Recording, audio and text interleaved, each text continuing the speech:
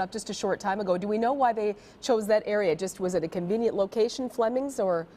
We really don't know much about that. We are actually getting an update in a way about the victims and their families. I'm joined now by Tom Tex of the Salvation Army of the Greater Milwaukee area. What can you tell us about the family members of the victims? They're on a bus of some sort, right? My understanding of it is they've got any family members that were looking to find out information on their family members that might have been inside are secured in a bus.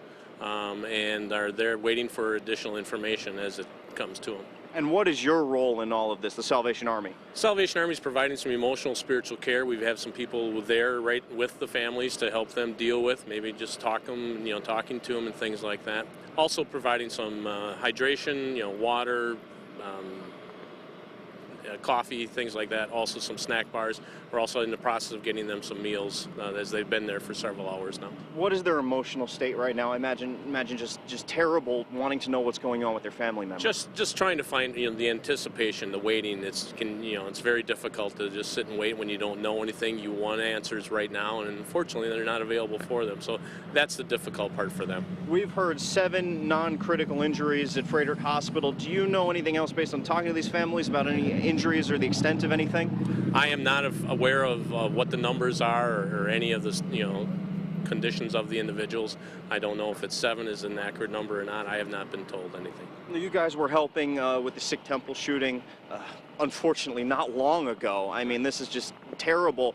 Does this compare to what you guys were doing in the bowling alley that day? Yeah, it's basically the same thing. There's more family members there, some that were directly involved, had been on the scene of the shooting that we were dealing with there, providing, the same thing, emotional, spiritual care for them, and just trying to help them dissect this and defuse themselves. How is your crew doing, having, are any of them that are out there now, were they in Oak Creek? Yes, and we've got several of them that were at Oak Creek that are here again.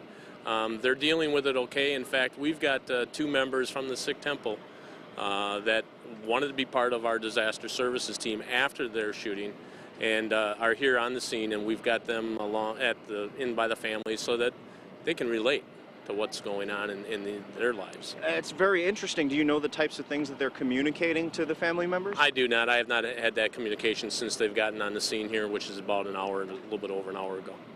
Well, we'll let you go with that. I really appreciate your time. Thank you very much, Tom. So some interesting information we're learning at this hour, in that family members who are family members of the Sikh temple shooting victims are actually here on the scene counseling members members of the families of people who were actually in the salon. Let me repeat that because I was stumbling through it a little bit. So we have family members of victims at the Sikh temple situation not long ago counseling family members of shooting victims at this salon situation through the Salvation Army, which is monitoring and helping people with emotional, spiritual support with food, just trying to do the best they can to comfort them while authorities sort out this whole situation.